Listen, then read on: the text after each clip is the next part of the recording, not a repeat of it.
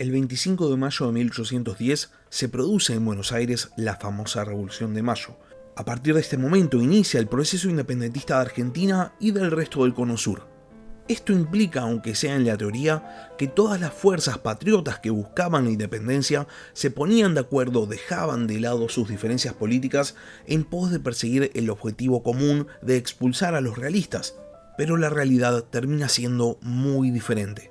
Si bien es cierto que a partir del 25 de mayo inicia no solo el proceso revolucionario, sino la guerra revolucionaria en sí, toda la revolución termina siendo un proceso bastante caótico, en el cual diversas facciones políticas van a intentar tomar las riendas para llevar a este impulso revolucionario al puerto que ellos eligieran.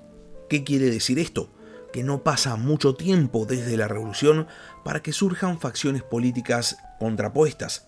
Esto se manifiesta muchas veces a lo largo de la temprana Revolución de Mayo. La primera vez es en la discusión política entre Mariano Moreno y Cornelio Saavedra, que, como ya vimos en el canal, desemboca en la primera grieta de la política argentina. Ahora bien, la segunda vez que esta gran discusión política se pone de manifiesto es en el enfrentamiento político entre Artigas y el Directorio de Buenos Aires. Y en esencia, el debate político era exactamente el mismo que en el de la primera grieta. Centralismo o no, Buenos Aires o el interior, unitarismo o federalismo. La diferencia entre el conflicto político entre Moreno y Saavedra y el de Artigas con el Directorio es que el de Moreno y Saavedra se había resuelto con chicanas políticas y tal vez con un asesinato, mientras que el de Artigas con el Directorio iba a ser mucho más profundo e iba a tener ramificaciones que se iban a extender durante décadas, porque es esta discusión política la que va a dar inicio a la guerra civil.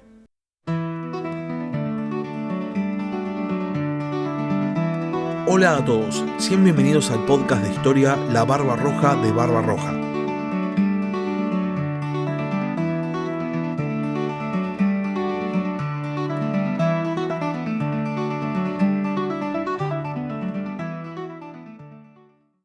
En el año 1812 llegan a Buenos Aires jóvenes militares rioplatenses que volvían a América provenientes de las guerras napoleónicas. Entre ellos estaba San Martín y también estaba Carlos María de Alvear. Estos militares llegan con una idea concisa, concreta, no vienen de casualidad. Venían a participar de la revolución, pero no como meros soldados, venían a dirigir la revolución. Para esto fundan la Logia Lautaro en Buenos Aires, una sociedad secreta cuyo fin último es la liberación de toda la América española del yugo ibérico. Los lautarinos van a extender su influencia sobre la política rioplatense, pero van a tener enfoques diferentes entre sí. Mientras San Martín, por ejemplo, va a estar comprometido con la causa de la liberación, otros se van a contentar con consolidar su hegemonía política en el Río de la Plata. Es gracias a la influencia de la Logia Lautaro que en Buenos Aires se crea el segundo triunvirato como nuevo órgano de gobierno de la revolución. Es este segundo triunvirato el que, siguiendo los designios de la Logia Lautaro, convoca a la Asamblea Constituyente del año 13, en la que a su vez se crea, entre otras cosas como los símbolos patrios o leyes muy importantes para el Estado argentino, una nueva forma de gobierno, el Directorio, regido por el Director Supremo del Río de la Plata, quien iba a estar a cargo de todas las decisiones ejecutivas de las Provincias Unidas. En esencia, esto significaba que cada decisión política iba a emanar de Buenos Aires, y entonces cada ciudad y provincia del interior quedaba relegada a una segunda posición, siempre debajo de la capital. Esto en principio es un gran factor de organización.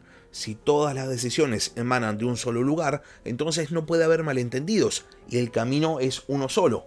Pero lógicamente cae muy mal en el interior, donde la gente no entendía por qué tenía que vivir subordinada a Buenos Aires, si ellos también estaban luchando en pos de la revolución, muchas veces sin ayuda de la capital, e inclusive muchas veces quedando relegados por decisiones que emanaban desde Buenos Aires. El que encabeza el descontento contra el centralismo es José Gervasio Artigas, un militar del interior de la Banda Oriental, un territorio que estaba en conflicto entre realistas y patriotas, pero también tenía la perpetua amenaza del Imperio portugués. Artigas pretendía que el nuevo Estado que se estaba generando a partir de la Revolución de Mayo no fuese un Estado unitario, no tuviese una cabeza en Buenos Aires, sino que fuese una federación, donde todas las provincias, todas las ciudades fuesen iguales. Y esta era una idea que caía muy mal en Buenos Aires. Cuando se convoca a los diputados para la Asamblea Constituyente del año 13, a los enviados de Artigas se le impide el ingreso, lo que genera una temprana ruptura entre estos dos bandos políticos que se estaban gestando. Desde Buenos Aires, el mensaje era clarísimo. El nuevo Estado argentino se va a organizar en torno a un modelo unitario. No hay espacio para federales. Para Artigas, también el mensaje es clarísimo. Si los porteños no van a aceptar un debate político, entonces el federalismo lo voy a perseguir yo, por la vía que sea necesaria. Para este momento, durante el final de 1813 y el inicio de 1814, las fuerzas centralistas estaban ocupadas en el sitio de Montevideo, uno de los tantos teatros de la guerra revolucionaria. El propio Artigas participaba también de esta operación, pero ya estaba empezando a gestar una movida política. Artigas había sido contactado por un líder militar entrerriano llamado Ereñú, quien le había informado que en el territorio de la provincia, que en ese momento dependía todavía de Santa Fe, había suelo fértil para un levantamiento contra el gobierno central de Buenos Aires. Para Artigas, este es el momento de tomar una gran decisión. Podía mantenerse comprometido con el sitio de Montevideo, dejar de lado sus diferencias políticas con Buenos Aires y trabajar siempre subordinado a Buenos Aires en pos de la revolución, o podía aprovechar el momento y perseguir su propia ambición política de establecer una federación en el Río de la Plata, aprovechando que las fuerzas del directorio estaban desperdigadas en muchos teatros de guerra. Artigas elige la segunda opción, consideraba que había que establecer una federación por cualquier medio, y entonces envía a un hombre de confianza llamado Otorgués con la misión de reclutar hombres en la ribera oriental todavía del río Uruguay. Cuando Otorgués informa a Artigas que las fuerzas están listas, el caudillo oriental abandona el sitio de Montevideo y se dirige al río Uruguay con el fin de cruzar Entre Ríos. En principio se suponía que Artigas iba a viajar solo, sin ningún soldado. Después de todo, para eso había hecho que Otorgués reclutara tropas. Pero el tema es que cuando Artigas decide abandonar el sitio, también lo abandonan con él varias divisiones de su ejército, lo cual termina debilitando el sitio establecido por las fuerzas patriotas. Cuando se le informa al director supremo Posadas que Artigas no solo había abandonado el sitio, sino que se había llevado un montón de tropas con él, el director no duda un segundo y lo declara enemigo de la patria, estableciendo inclusive una recompensa por su cabeza. Claro, Artigas no solo había desertado a ojos de los porteños, sino que también se había llevado una gran parte del ejército, lo cual hacía parecer como si Artigas estuviese trabajando en realidad con los realistas. El director supremo ordena el envío de tropas desde Santa Fe para contrarrestar el movimiento de Artigas hacia Entre Ríos. Las tropas estaban comandadas por el barón Holmberg y estaban compuestas por infantería, pero también por artillería, algo que en este periodo temprano de la revolución no era tan habitual. Mientras tanto, las fuerzas artiguistas entran a Entre Ríos, derrotando a las fuerzas centralistas en combates muy reducidos. Los artiguistas eran muchos, los centralistas eran muy pocos, así que las posiciones centralistas se tienen que ir replegando. Esto deja a Entre Ríos de facto en manos de Artigas, y entonces Ereñú aprovecha para declarar al caudillo oriental como protector de los pueblos libres, proclamando a su vez que Entre Ríos ahora estaba 100% en el bando artiguista, en el bando federal.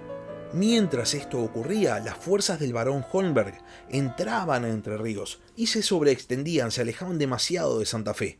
Parece ser que en el camino, cuando ya estaba cerca de Gualeguay, prácticamente en el centro de Entre Ríos, se entera de que la provincia había caído en manos de las fuerzas artiguistas, y para colmo, sus propias fuerzas habían empezado a desertar.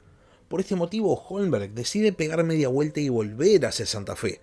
El tema es que sus fuerzas son interceptadas por las fuerzas de Ereñú, produciéndose el famoso combate de El Espinillo, el primer combate real, porque lo anterior habían sido simples escaramuzas, de la Guerra Civil Argentina.